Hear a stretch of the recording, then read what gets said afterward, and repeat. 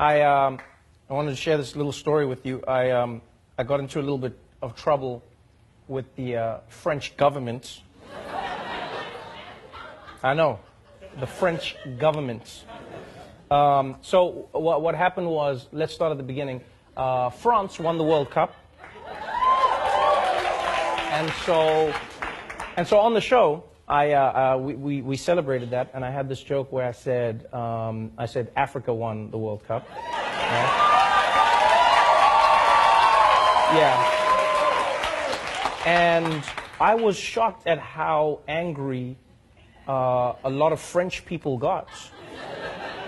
Like, genuinely, a lot of French people were angry, and they were like, "Oh, Trevor, how can you say this? Why will you say these things? You know, this is horrible." And I was like, okay, I get it. Like, not everyone likes every joke that you tell, and I get that. But this was interesting. I got a letter from the ambassador of France, and I'll read it to you. It was about that joke, and he says, I'll try to read it how I hope he wrote it, which was, he says, "Sir, I watched with great attention your July 17th show when you spoke of the victory of the French team at the 2018 FIFA World Cup Russia final, which took place last Sunday. I heard your words about an African victory. Nothing could be less true." Now, first of all, I think it could have been less. I could have said they were Scandinavian. That would have been less true. That would have been less true. He says, "As many of the players have already stated themselves, their parents may have come from another country, but the great majority of them, all but 2 out of 23, were born in France. They were educated in France. They learned to play soccer in France. They are French citizens. They are proud of their country, France. The rich and various backgrounds of these players is a reflection of France's diversity. France is indeed..." Now, that line there was interesting. "The rich and various backgrounds of these players is a reflection of France's diversity." Now, I'm not trying to be an asshole, but I think it's more a reflection of France's colonialism.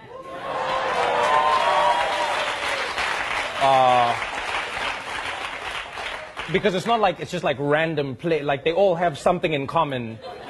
Like, all of those players, if you trace their lineage, you're like, how did you guys become French? Like, how did your family start speaking French? Oh, okay, all right. And they say here, he says, "France is indeed a cosmopolitan country, but every citizen is part of the French identity, and together they belong to the nation of France. Unlike in the United States of America, France does not refer to its citizens based on their race, religion, or origin. To us, there is no hyphenated identity. Roots are an individual reality. By calling them an African team, it seems you are denying their Frenchness. This, even in jest, legitimizes the ideology which claims whiteness as the only definition of being French." So now, here's the thing. All right, first things first.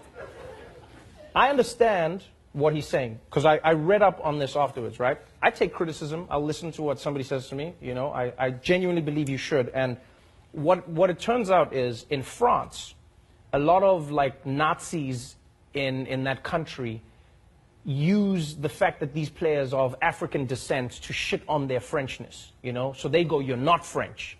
You're from Africa. Go back to where you came from. You're not French." They use that as you know, as a line of attack. Now, my opinion is, coming from South Africa, coming from Africa, and even watching the World Cup in the United States of America, black people all over the world were celebrating the Africanness of the French players, right? Not in a negative way, but rather in a positive way, going, look at these Africans who can become French. You know what I mean? It's a celebration of that achievement. And so this is what I find weird in these arguments, is that people go, "They're not African, they're French." Then I'm like, why can't they be both? Right? Why is that duality only afforded to a select group of people? Why can they not be African? So what they're arguing here is, in order to be French, you have to erase everything that is African? Because what do they mean when they say that? Our culture, our this, our this. Like, so you cannot be French and African at the same time, which I vehemently disagree with. I go, you've seen those players, I love them. Paul Pogba, N'Golo Kante, I've watched all of them. Like, I love those players, and I love how African they are and how French they are. I don't take their Frenchness away, but I also don't think you need to take their Africanness away. you know? And that is what I love about America. America's not a perfect country, but what I love about this place is that people can still celebrate their identity in their Americanness. You can go to a St. Patrick's Day parade in America celebrating that you are Irish. You can go to a Puerto Rican Day parade in America still celebrating the fact that you're Puerto Rican and American at the same time. You can celebrate Juneteenth as a black person and be like, yo, I'm African American, which is the duality of the two worlds. But here they're going, no, you are only French. And here's why it vexes me, to be honest.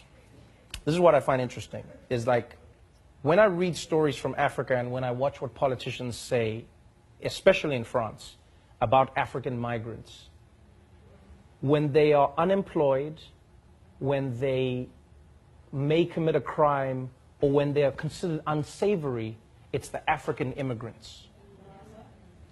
When their children go on to provide a World Cup victory for France, we should only refer to them as France. And we even saw it with that African man who climbed the building to rescue the baby. Do you remember that? We watched him climb that building. He rescued the child.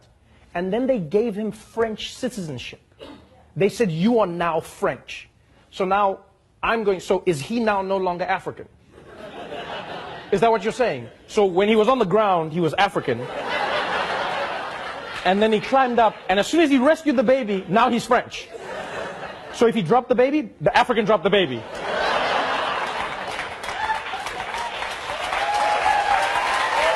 Like,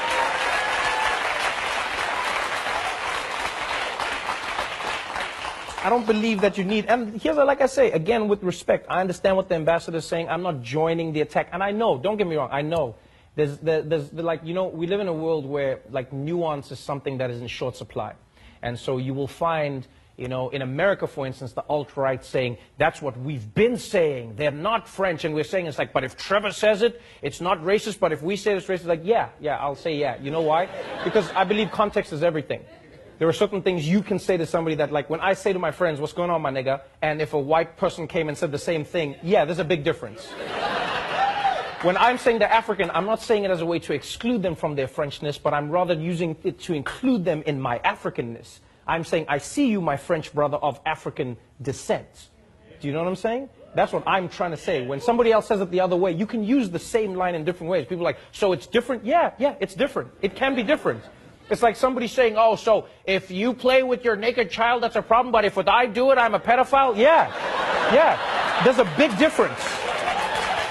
There's a huge difference.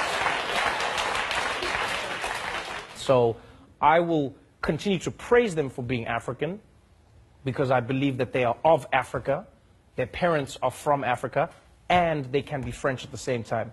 And if French people are saying they cannot be both, then I think they have a problem and not me.